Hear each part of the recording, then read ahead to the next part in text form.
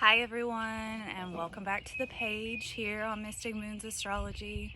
My name is Ashley, and today I'm discussing the new moon partial solar eclipse in Taurus that we have today on April 30th. And we've got a lot of significant transits as well going on and activating today. So I thought I would come on the page and just speak with you guys a little bit about it. So, yay!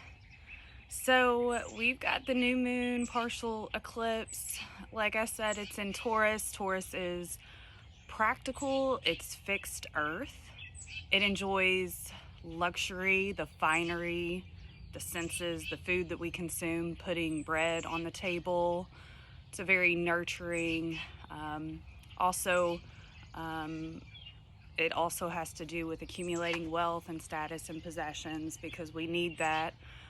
The first house of the zodiac is Aries, and that embodies ourself and who we are and taking care of ourselves. But then when we get to the second house of Taurus, the next house, we're looking about like how we're able to get these things, like how these things are able to come about for us. So Taurus is all about not only enjoying your life, but having the wealth to be able to do that. And new moons are all about starting fresh. They're all about new beginnings and setting new tones for the months to come. And solar eclipses are significant because they're unexpected and powerful changes. And they're noted in astrology for big shifts coming in. Once an eclipse comes in, things aren't the same again. Something changes. And with this new moon, we've also got Sun right there in Taurus, and we've got Sun sitting close to Uranus. And Uranus is the rebellious, out of the box, progressive planet, and it really brings in unexpected things with it. It really can shock us, and so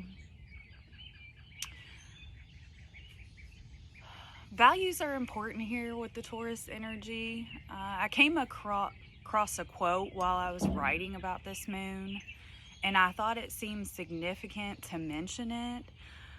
It's by Warren Buffett. I always knew I was going to be rich. I don't think I ever doubted it for a minute. And it was just a really simple quote. But I kind of wanted to throw it out there to you guys. What's your definition of rich? What's your definition of wealth? And these may be things that we are rolling over our tongue right now, trying to define in a greater way.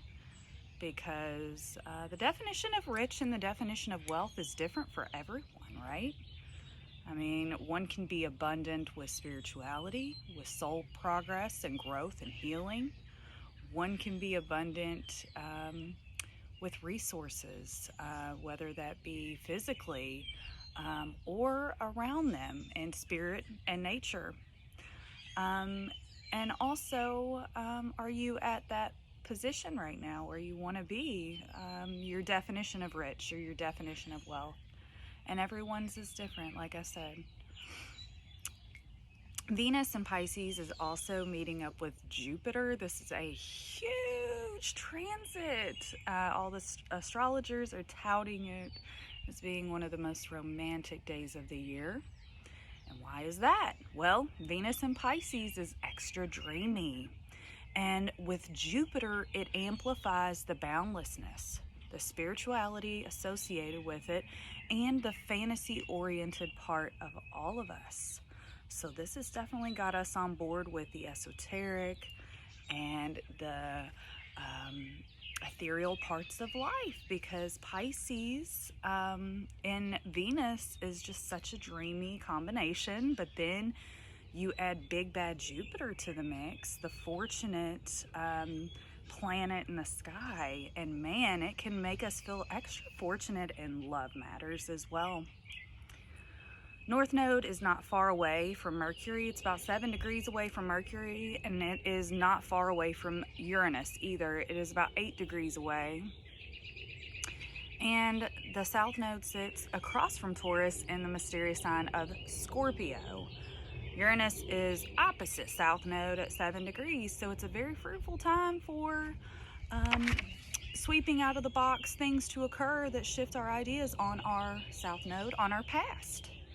So there may be some dredging up of the past, of things that we need to figure out, complete. Also change, because Uranus is progressive and it says, okay, we've dealt with it this way for this long. We need to be more progressive about it, so we're going to enact a different way, so that, you know, we can help our past a little bit and we can be on better footing as far as getting away from things that hold us back, really. So significant transits today. Well, we got Sun sitting with Uranus and Taurus. We've got the North Node in Taurus, 7 degrees away from Mercury.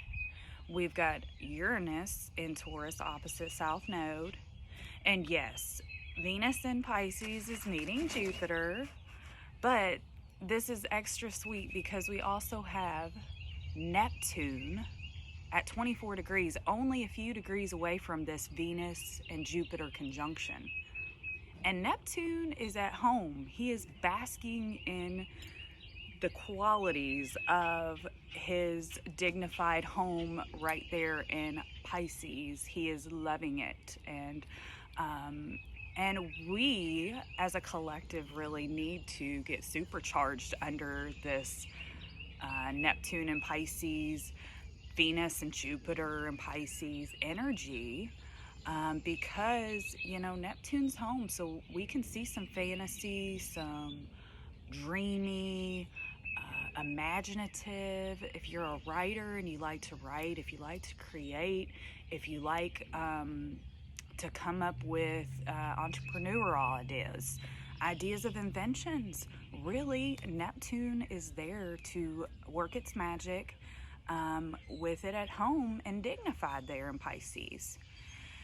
And if all of that wasn't enough for a truly magical cosmic meeting in the sky, Mars is also in Pisces at 10 degrees.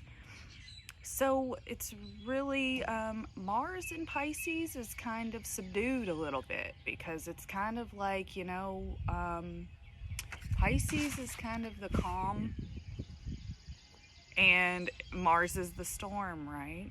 Calm before the storm. So Pisces kind of subdues Mars a little bit there, but it also lets it have ground on, you know, maybe thinking before you walk and talk and you do all the Martian stuff, all the Mars stuff, right? And asteroid Juno.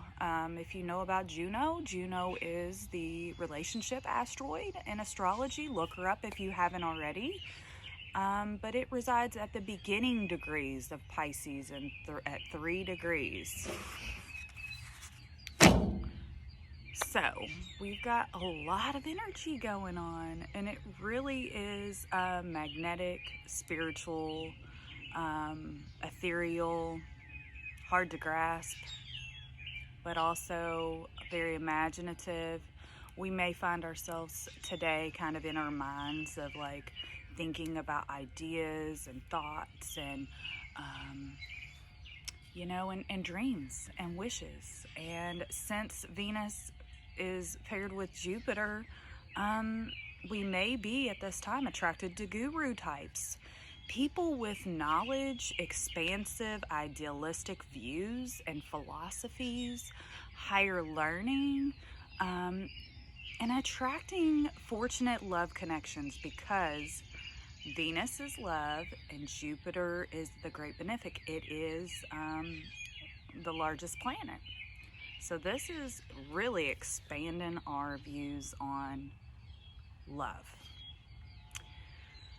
And I know that this partial solar eclipse new moon is in Taurus, which is a fixed earth sign, but with Uranus sitting so close together, it's pushing us to individual breakthroughs and pushing us to be progressive, new age, innovative, and truly to believe in the future. So